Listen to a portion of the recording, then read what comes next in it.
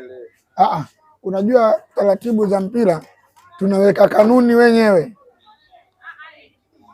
wenyewe tunaweka kanuni TFF, lakini cha ajabu anatokea mtu mwingine afati sheria, yaani kubadilishwa kwa uwanja anaongea mtu kama Ally Kamwe, wakati TFF wao hawajatangaza. Leo anaongea Ally Kamwe, kesho TFF nao anatangaza hivyo hivyo. Mechi inakwenda Zanzibar, manake kwamba Yanga kuna vitu ligi ya kwetu wameishika.